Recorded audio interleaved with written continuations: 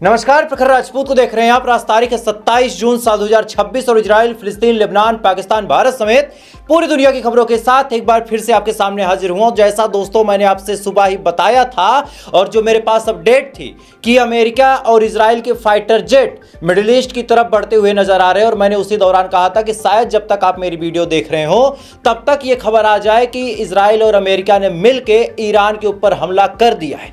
अब मेरी जो भविष्यवाणी थी दोस्तों वो 99% सही साबित हुई। चूंकि इजराइल ने तो हमला नहीं किया या फिर इजराइल का नाम अभी तक खुल के निकल के सामने नहीं आया है, लेकिन अमेरिका का नाम खुल के निकल के सामने आ गया है। अमेरिका ने खुद ये बात एक्सेप्ट की है कि ईरान के ऊपर उसने कम से कम 8 से 10 ठिकानों पे ताबड़तोड़ मिसाइलें बरसाई हैं। और जो मैंने आपको बताया था कि हमला क्यों हुआ है, आज इसी वजह को डोनाल्ड ट्रंप ने कोट करते हुए अपने ट्विटर अकाउंट से ट्वीट किया और ट्वीट करके बताया कि चूंकि बहरीन के ऊपर ईरान ने परसों हमला किया था। मैंने ये बात जब आपको बताई थी तो कई सारे लोगों ने कमेंट किया था कि अगर बहरीन के ऊपर हमला किया था ईरान ने तो कोई सबूत निकल के सामने क्यों नहीं आया। अब सेम चीज दोस्तों डोनाल्ड ट्रंप ने मेरी बात को दोहरा दिया है। हालांकि मैंने बात को नहीं दोहराया, लेकिन जो बातें मैंने आपको बताई थी उसी बात को डोनाल्ड ट्रंप ने कबूल करते हुए कहा है कि हमने बहरीन के ऊपर हुए हमले का बदला लिया है। चूंकि बहरीन के ऊपर ईरान ने ड्रोन से हमला किया था, साथ ही मिसाइल से हमला किया था, साथ ही अलग अलग और एक्सप्लोजन दागे थे जिसकी वजह से बहरीन में धमाके हुए थे। अब ये हमला क्यों हुआ था इसके पीछे की भी कहानी आपको बता दे रहा हूं ताकि आपको सारी चीजें पानी की तरह साफ दिखें। सबसे पहले क्या हुआ कि बाकायदा एक जहाज जो सिंगापुर से बिलोंग करता था वो स्ट्रेट ऑफ हार्मोज को पार करने की कोशिश कर रहा था। जैसे ये जहाज पार करने की कोशिश कर रहा था, IRGC ने इसको रोका और रोकने के बाद कहा कि आप साउदर्न पोर्ट से ना जाएं, आप नॉर्दर्न पोर्ट से जाएं, क्योंकि नॉर्दर्न पोर्ट पे हमारा कमांड है, हमारा कंट्रोल है और हम आपको सही जानकारी दे पाएंगे कि आपको जाना कैसे है और आपको किस रास्ते से जाना है। क्योंकि वजह है साउदर्न पोर्ट पे और अलग अलग और हिस्सों में अभी तक ईरान ने जो माइंस बिछाई थी वो माइंस हटी नहीं है। तो ऐसे हाल में ईरान का ये कहना था कि हम जो रास्ता बताएंगे अगर आप उसी से जाएंगे तो आपके लिए वो सेफ पास होगा। लेकिन जो सिंगापुर का जहाज था उसके अंदर न जाने कौन सा कीड़ा था कि उसने सोचा कि यार ईरान कौन होता है बताने वाला, ईरान मुझे क्यों बताएगा, पिछले कई सालों से तो मैं अपने मन से जा रहा था। इसी वजह से उसने ईरान की बात नहीं सुनी और जो इसने ब्लॉकेट लगाया था ईरान ने उसको तोड़ता हुआ ये साउदर्न पोर्ट से जाने लगा। और जैसी ये चीज़ IRGC देखती है, IRGC फौरन भड़कती है और भड़कने के बाद IRGC 4 ड्रोन से हमला करती है। 2 ड्रोन डायरेक्ट जाके इम्पैक्ट करते हैं और इस जहाज में धमाका होता है। अब जैसे इस जहाज में धमाका होता है अमेरिका को लगा कि यार ये तो मेरी साख में एक चोट है, भाई ये अपने हिसाब से हमला कर दे रहा और मैं कुछ कर नहीं पा रहा तो फिर मेरी तो बेइज्जती है। इसके बाद अमेरिका को ये भी लगा कि यार डील वील तो हो ही रही है, 1-2 मिसाइलें अगर मैं सुरक्षित मार के वहां से निकल जाऊंगा और बाद में डील चिल्लाने लगूंगा तो पूरी दुनिया के सामने ये नैरेटिव में सेट कर ले जाऊंगा कि देखो आखिरी बार भी हमने ईरान को मारा और ईरान हमारा कुछ कर नहीं पाया।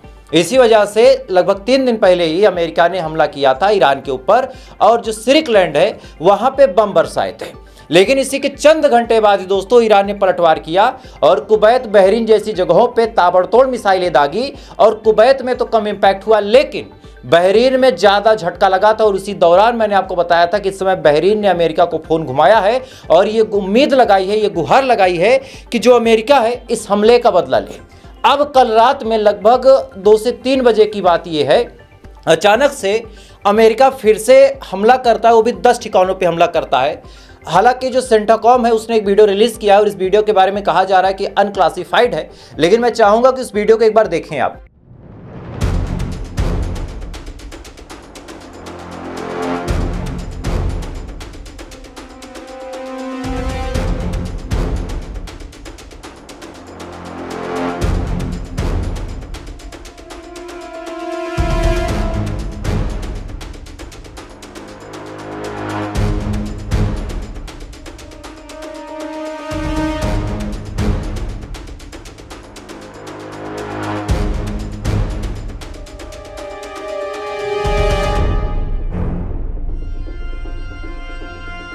इस वीडियो में आप साफ तौर पे देख सकते हैं कि किस हिसाब से अमेरिका ने ईरान के अलग अलग ठिकानों पे हमला किया। अब जैसे ही हमला किया फौरन ईरान को पलटवार करना था, लेकिन अमेरिका इस गलतफहमी में जीने लगा कि ईरान पलटवार नहीं करेगा, अमेरिका जश्न मनाने लगा। लेकिन वो शायद ये बात भूल गए कि मुहर्रम का मौका है, मुहर्रम का मौका है, इसमें ईरान पीछे नहीं हटेगा। वैसे भी नहीं हट रहा था तो मुहर्रम में कहां से हटता। फौरन ईरान ने तुरंत कार्रवाई करते हुए बहरीन, कुवैत जैसे इलाकों पे ताबड़तोड़ मिसाइलें दागी हैं। जी हां, ताबड़तोड़ मिसाइलें दागी हैं। और बहरीन में अमेरिका का जो 5th नेवल फ्लीट है, यानी जो 5वीं नेवल फ्लीट है। और सबसे ताजुब की बात दोस्तों ये है कि बहरीन के अंदर, जो बहरीन की राजधानी मनामा है, ये नेवल फ्लीट राजधानी में बैठी थी। लेकिन इसके बावजूद भी तमाम डिफेंस सिस्टम मुंह देखते रह गए। ईरान की मिसाइल डायरेक्ट जाके हिट करती है और वहां पे धमाके की खबर निकल के सामने आई है। जी हां, बहरीन में धमाके की खबर निकल के सामने आई है। और भले ही गोदी मीडिया हो, इधर जो वेस्टर्न मीडिया है, अरब की मीडिया है, ये आपके सामने झूठ और प्रोपोगंडा फैलाने की कोशिश करे कि कुछ भी नहीं हुआ, सारी मिसाइलें हमने रोक दी, सारी मिसाइलों को हमने इंटरसेप्ट कर दिया, लेकिन ये चीजें सही नहीं है। बकायदा धमाका हुआ है बहरीन के अंदर, जो 5th नेवल फ्लीट है उसको तगड़ा डैमेज हुआ है। और ईरान ने साफ तौर पे ये चेतावनी भी दी है कि आने वाले टाइम में अमेरिका के जितने बेसेस हैं उनको हम नरक बना देंगे। मतलब ये हमला तो अभी पार्शली था। अगर अमेरिका अपनी हरकतों से बाज नहीं आता तो ईरान ने साफ तौर पे कहा है कि हम जहन्नम बना देंगे, नरक बना देंगे। अब सुनिए, इसके अलावा दोस्तों कुवैत में अली अल सलाम करके एक एयरबेस है अमेरिका का ही, कुवैत के अंदर, वहां पे भी तगड़ा हमला किया है ईरान ने। और वहां पे सायरन भी बजे हैं, इसके सबूत भी निकल के सामने आए हैं। कॉपीराइट की वजह से वो सबूत मैं आपको नहीं दिखा सकता, लेकिन आप अगर प्रखर राजपूत पे भरोसा करते हैं तो पूरी जिम्मेदारी के साथ ये बात मैं आपको बता रहा हूं कि ईरान ने कुवैत को भी छेद दिया है। यानी जो 8-10 ठिकानों पे हमला किया ईरान के ऊपर अमेरिका ने, उससे ईरान को कोई डैमेज नहीं पहुंचा। लेकिन जब ईरान ने पलटवार किया है तो बहरीन में भी डैमेज हुआ है, कुवैत में भी डैमेज हुआ है, और इराक में भी खबरें निकल के सामने आई हैं कि हलचल बहुत तेज है। इराक के अंदर सियासी हलचल इस समय इतनी तेज है कि अगर उस हलचल को आप समझेंगे तो आपको पता चल जाएगा कि ईरान ने किया क्या है। दरअसल ईरान के फॉरेन मिनिस्टर अब्बास अराची इराक के दौरे पे जाने वाले थे। और सोचिए, जंग के दौरान भी, मतलब एक तरफ इराक के ऊपर हमले भी हो रहे हैं, एक तरफ इराक के अंदर सियासी हलचल भी है। खबर यह भी निकल के सामने आई कि इराक में कई सारे ऐसे लोग थे जो ईरान के सपोर्टर थे। जी हाँ, ईरान के सपोर्टर थे, लेकिन उनको इराक की सरकार ने अरेस्ट किया है। खबर सलमान अहमद करके बड़े माने जाने पत्रकार है, मिडिल ईस्ट की खबर ये बताते हैं, इन्होंने अपने ट्विटर अकाउंट से साझा किया है कि कई सारे लोग, कई सारे ऐसे सीनियर पॉलिटिशियन जो ईरान के सपोर्टर थे, उनको अरेस्ट किया गया है। और ब्रिक्स न्यूज ये बताती है कि जब उनको अरेस्ट करने की कोशिश की जा रही थी उस दौरान ताबड़तोड़ गोलियां भी चली हैं। कई सारे वीडियोज आए, मैं चाहूंगा कि उस वीडियो को देखें आप।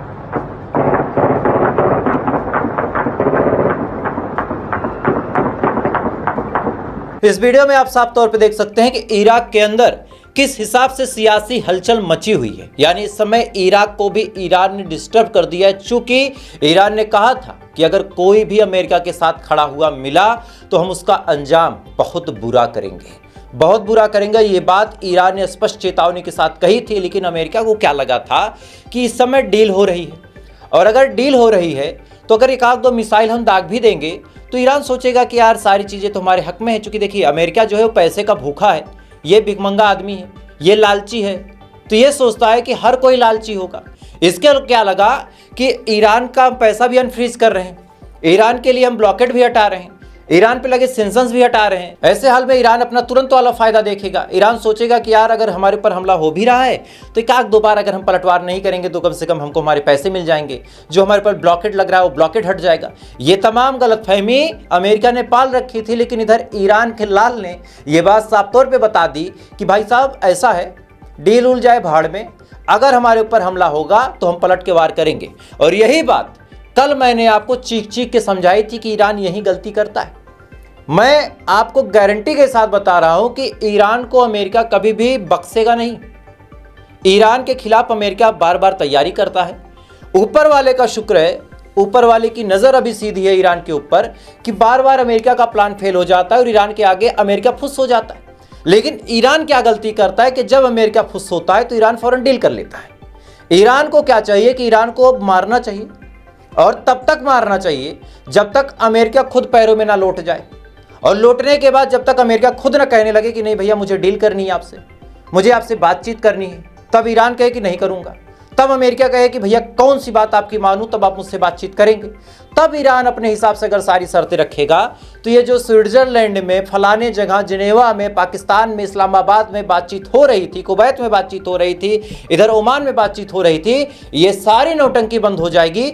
एक ही बार में, एक ही बातचीत में सारी चीजें क्लियर हो जाएंगी, किसी को कोई दिक्कत नहीं होगी।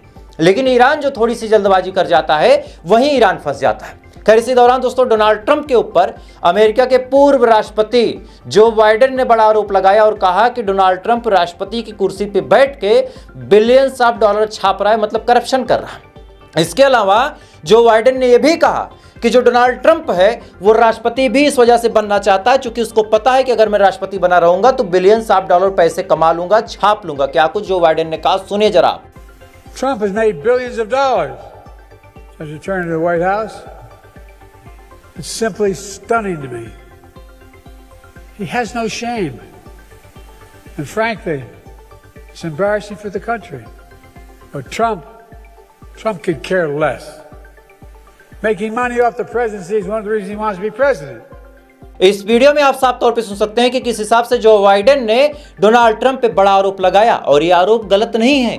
जो बाइडेन हर डील में अपने दामाद जॉर्ज कुशनर को घुसा रहा, हर डील में मार्को रूबियो को भेज रहा, हर डील में पैसा कमाने की बात कर रहा।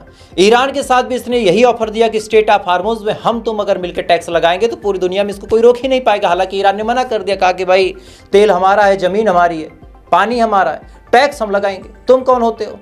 तो आप सोचिए कि इस समय डोनाल्ड ट्रंप भले ही 80 साल का है, कब्र में पैर हैं, लेकिन डॉलर की लालच इसके अंदर इतनी भरी गई है कि ये अभी भी पैसा कमाने के लिए अपने देश के संसाधनों का दुरुपयोग कर रहा है, ईरान के साथ जंग कर रहा है। खैर, इसी दौरान दोस्तों बड़ी अपडेट ये निकल के सामने आ रही कि लेबनान के साथ सीज फायर अभी 24 घंटे भी नहीं बीते हैं। ये कहा गया था कि लेबनान के ऊपर इजराइल कोई हमला नहीं करेगा, यह भी कहा गया था कि लेबनान के साथ कंप्लीटली सीज फायर होगा, लेकिन चंद घंटे ही बीते, इसी के जस्ट बाद लेबनान के ऊपर इजराइल ने फिर से हमला कर दिया है। जी हाँ, इजराइल ने अपने मुंह से ये बात कबूली है कि हिजबुल्लाह के कुछ लोग जा रहे थे। जैसे हमने ये चीज़ नोटिस की, हमने उनको आइडेंटिफाई किया, और जैसे ही हमने उनको आइडेंटिफाई किया, इसी के जस्ट बाद हमने उस पर अटैक किया है और उन लोगों को मार दिया है। मतलब एक तरफ सीज फायर की बात और दूसरी तरफ हमले की बात, ये इनका हथियार बन चुका है। और लेबनान की सरकार ऐसी कठपुतली की सरकार है कि ये कुछ भी कर देती है। अगर इजराइल ने कहा कि 2 और 2 5 होंगे, अमेरिका ने कहा कि बोलो 5, तो लेबनान के हुक्मरान कहेंगे कि हाँ भाई 5 होते हैं। और यही वजह है कि लेबनान के अंदर इस समय इंटेंस लेवल पे प्रोटेस्ट हो रहे हैं। लेबनान के लोग सड़कों पे उतर चुके हैं, क्योंकि उनका कहना है कि आप हिजबुल्लाह के खिलाफ हैं वो तो समझ में आता है, लेकिन लेबनान की इज्जत आप गिरवी क्यों रख रहे हैं। बात बहुत सिंपल है कि आप हिजबुल्लाह के खिलाफ हैं वो तो समझ में आ रहा है, लेकिन लेबनान की हुकूमत इजराइल के साथ मिलकर लेबनान की अपनी इज्जत को दांव पे क्यों लगा रहा है, ये सवाल आज लेबनान का हर एक नागरिक पूछ रहा है। खैर, इसी दौरान दोस्तों लेबनान से बड़ी अपडेट निकल के सामने आई है कि IDF यानी इजरायली डिफेंस फोर्स का एक सैनिक लेबनान के अंदर लड़ने गया था। यहाँ स्क्रीन पे आपको 2 कुत्तों की तस्वीर दिख रही होगी, इनमें से एक वो सैनिक है, एक असली में ईमानदार कोई कुत्ता है। आप पहचान कीजिएगा कि कौन क्या है।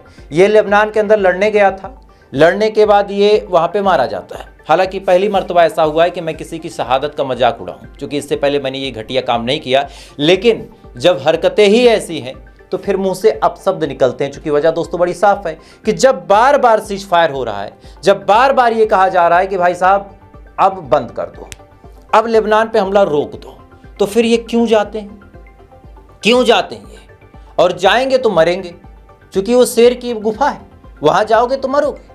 खैर, इसी दौरान दोस्तों बड़ी अपडेट निकल के सामने आ रही है कि ईरान के अंदर 2 मेजर चीजें हुई हैं। सबसे पहले स्ट्रेट ऑफ हार्मोज से एक ब्रिटिश जहाज पार होने की कोशिश कर रहा था, सेम वैसे ही जैसे सिंगापुर का जहाज पार होने की कोशिश कर रहा था बिना ईरान को लूप में रखे। जैसे ये बात ईरान की IRGC नोटिस करती है, खबर आपकी स्क्रीन पे है, आप देख सकते हैं कि IRGC ने उस जहाज को ठोक दिया है जी हाँ, ब्रिटिश के एक जहाज को भी ईरान ने मार दिया है और ये पूरे मिडिल ईस्ट में एक बार फिर से टेंशन बढ़ाने वाली बात है। और अब सुनिए दोस्तों, बहुत सारे लोग इस उम्मीद में बैठे थे कि रेजा पहलवी जो है वो एक दिन आएगा, ईरान में क्रांति करेगा और क्रांति करके ईरान के लोगों को भड़का के सड़कों पे उतार के जो इस समय इस्लामिक रिवॉल्यूशन चल रहा है, यानी जो मुस्तफा खामनेई की सल्तनत है वहां पे, उसको उखाड़ के फेंक देगा और अपनी सरकार बनाएगा। ये उम्मीद बहुत सारे लोगों को थी, लेकिन एक वकील ने वो सारी उम्मीदों पे धार लगा के मुद्द दिया। हुआ क्या सुनिए। रेजा पहलवी के ऊपर ईरान की कोर्ट में मुकदमा चलाया जा रहा है, बाकायदा फाइल हो गया है मुकदमा। और इसमें क्या कहा गया है कि रेजा पहलवी ने बाकायदा ईरान के लोगों को भड़काया, और न केवल भड़काया बल्कि उनको इतना उकसाया कि वो लोग सड़कों पे उतर गए दंगा फसाद करने। आपको याद होगा प्रोटेस्ट हुआ था, तो ये सब रेजा पहलवी का किया धरा था। तो इसी को लेके अब लोगों ने कहा, और खासकर उस वकील महोदय ने कहा कि ये ईरान के लोगों को भड़का के दंगा करवाना चाहता था। अब आपको ताजुब की बात बताता हूं, अगर ये मामला कोर्ट में प्रूफ हो गया तो दंगा भड़काने के आरोप में रेजा पहलवी को सजाए मौत होगी। यानी इन फ्यूचर कभी भी रेजा पहलवी अगर ईरान की धरती को टच करता है या फिर लैंड करता है तो वो फौरन पकड़ के टांग दिया जाएगा। यानी जिस उम्मीद में रेजा पहलवी बैठा था कि एक दिन अगर मैं आऊँगा तो ये होगा वो होगा, मैं कुर्सी पे बैठूंगा राजा बन जाऊंगा, वो सारी ख्वाहिशें धरी की धरी रह जाएंगी अगर कोर्ट ने ये मान लिया, अगर ईरान की कोर्ट ने ये कह दिया कि रेजा पहलवी ने दंगा भड़काया था। और हम भारत में बैठ के ये बात जानते हैं कि रेजा पहलवी ने दंगा भड़काया था, तो आगे क्या होगा ये आप सोच सकते हैं। खैर, तो फिलहाल अभी के लिए बस इतना ही। बाकी थोड़ी देर बाद आपसे फिर मुलाकात होगी ऐसी किसी खबर के साथ। तब तक आप अच्छे रहें, खुश रहें, अपना ख्याल रखें, अपने देश का ख्याल रखें। वीडियो को ज़्यादा से ज़्यादा शेयर करें, नए हैं तो सब्सक्राइब करें। बाकी फिर मिलते हैं, ऊपर वाला आपकी हिफाजत करें।